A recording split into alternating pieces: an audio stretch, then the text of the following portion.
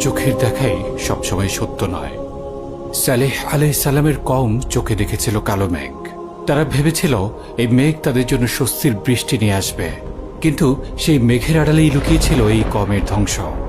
নমরুদ আর তার বাহিনী আল্লাহর সাথে যুদ্ধ ঘোষণা করে আকাশে তীর নিক্ষেপ করছিল। সেই তীরগুলো আল্লাহর হুকুমে রক্তাক্ত হয়ে ফিরে আসছিল। নমরুদের চোখের দেখা মিথ্যা ছিল। আল্লাহকে পরাস্ত করতে সক্ষম হয়েছে এই ভেবে সে উল্লাস করছিল। তার উল্লাস মিথ্যা ছিল।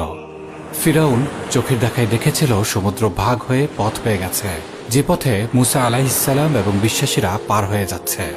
ফিরাউন উল্লাস করে তাদের পিছু নিল। ফিরাউনের চোখের দেখা ভুল ছিল। ফিরাউনের উল্লাস তাকে তার দলবল সহ পানিতে ডুবিয়ে ধ্বংস করেছিল। ইহুদিরা চোখে দেখেছে তারা ঈসা আলাইহিস সালামকে হত্যা করেছে। তারা উৎফুল্ল হয়েছিল, কিন্তু তাদের চোখের দেখা ভুল ছিল, আর তাদের উৎফুল্লতা তাদের জন্য অভিশাপে পরিণত হয়েছিল। আব্রাহা চোখে দেখেছিল আল্লাহর ঘর কাবা আর তার বিশাল বাহিনীর সামনে বাধা দেওয়ার মতো কেউই নেই। সে উল্লাস করে এগিয়ে গিয়েছিল আল্লাহর ঘর ধ্বংস করতে।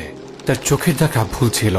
তার উল্লাস পরিণত হয় কাসফিম মাকুল, অর্থাৎ ভক্ষিত তৃণলতার মতো। তার চোখের দেখা ভুল ছিল। তার উল্লাস তার কোনো উপকারেই আসেনি।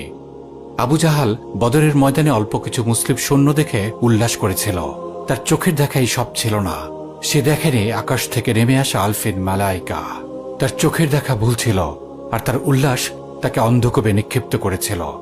অতঃপর আজ যারা নিজেদের চোখে কাফেরদের জাকজমক, শান শওকত আর শক্তি ক্ষমতা দেখে উৎফুল্ল হচ্ছে, তাদের বিজ্ঞান, প্রযুক্তি আর উন্নতি দেখে ইসলামকে পাশে সরিয়ে রেখে তাদের আদর্শ গ্রহণ করছে, শীঘ্রই তারা জানতে পারবে তাদের চোখের দেখা ভুল ছিল, আর তাদের এই উল্লাস তাদের কোনো উপকারেই আসবে না।